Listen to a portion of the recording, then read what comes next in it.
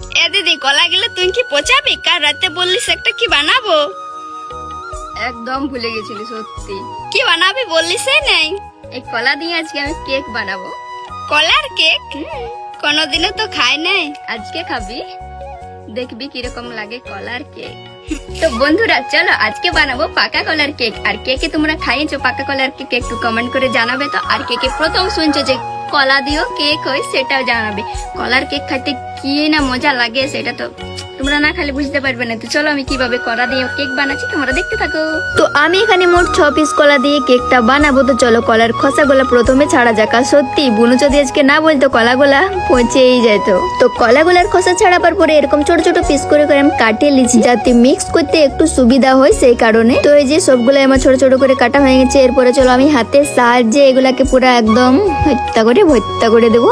মানে কি বলতো, আমি এখন বুঝছি যখন মানে হয়ে যাওয়ার পর ভাবলি এটা যদি মিক্সিতে করে নিতি তাহলে আরো ভালো হইতো। যাই হোক হাতে যেরকম হয়েছে যতটুকু পারেছি। আর কলাটা একদম মিক্স করার পর দেখতে পাচ্ছ কলার মধ্যে কত কালো কালো ছোট ছোট দানা। তার মধ্যে দিয়ে দিচ্ছি আমি 2 কাপের মতন ময়দাটা আমি পুরো এখন দিই নি। তারপরে দিয়ে দিচ্ছি চিনির গুঁড়া। আর এখানে কিন্তু কোনো রকম জল ব্যবহার করা যাবে না, দুধ দিয়েই পুরো ব্যাটারটা করে নিতে হবে। তো আমি কিছুটা দুধ দিয়ে নিয়ে পুরো গুলে নিয়েছি। তারপরে আমি যেটুকু ময়দা বাঁচে ছিল সেটাও দিয়ে দিলি। তো সবকিছু ভালোভাবে মিক্স করে নিব। আর এই কেকটা বানাবার জন্য মাত্র 3 থেকে 4টা উপকরণ লাগবে বাস। তো এরপর আমি দিয়ে দিচ্ছি বেকিং পাউডার, এর জায়গায় তোমরা এনেও দিতে পারো। তারপর একটু কালারিং এর জন্য আমি একটু ফুড কালার দিয়ে দিয়েছি। এমনি তো কেকটা হওয়ার পরে হালকা হলুদ হয়, তবে আমি একটু বেশি একদম হলুদ করার জন্য ফুড কালার ব্যবহার করেছি, তোমরা এটা নাও করতে পারো। তারপরে আমি সবকিছু মিক্স করার পরে 10 মিনিট রেস্টে রেখেছিলি। তারপরেই আমি একদম মানে যেটাতে বানাবো কেকটা একটা টিফিনের কৌটা নিয়েছি। আমি যেহেতু কেক আমি টিফিনের কৌটাতেই বানাই, এটাতে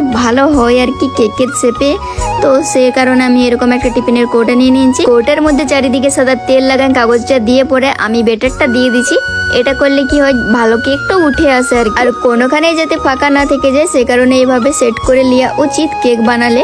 তো এই যে আমার পুরা রেডি, চলো এরপরে কেকটা হতে দিয়ে যায়। আর প্রতিবারের মতো আমি এইবারও কড়াইয়ের মধ্যে জল দিয়ে স্ট্যান্ড বসে কেকের বাটি বসে নিয়েছি। এরপরে একটা ভালোভাবে ঢাকা দিয়ে 25 থেকে 30 মিনিট জাল করে নেবো, তারপর তোমাদেরকে দেখাই। তো আমার প্রায় 30 মিনিট হয়ে গেছে। তো চলো কেকটার কি অবস্থা দেখা যাক। আর এই যে ঢাকাটা খোলার পর দেখো কেকটা কতটা ফুলে বড় হয়ে এসেছে, মানে উপর দিকে উঠে এসেছে। তো আমি একটা কাঠি দিয়ে চেক করে নিচ্ছি কেকটা হয়েছে কিনা। তো দেখতে পাচ্ছ কাঠির গায়ে কিন্তু কোনো রকম ব্যাটার লাগে নাই, তার মানে আমার কেকটা হয়ে গেছে। আমি চুলা থেকে কড়াইটা নামাই নিয়েছি। আর দেখতে পাচ্ছ ফুলে নিয়ে কতটা বড় হয়ে গেছে কেকটা। আর কেকের মধ্যে এরকম ছোট ছোট কালো কালো দানা দেখতেই পাবে, কারণ ওগুলা কলারে দানাগুলা ওঠে, সেই কারণে আমার কোনো প্রবলেম নেই। কলা যখন খাচ্ছি তো কলার দানাগুলা কোথায় যাবে ভাই। তো চলো 10 মিনিট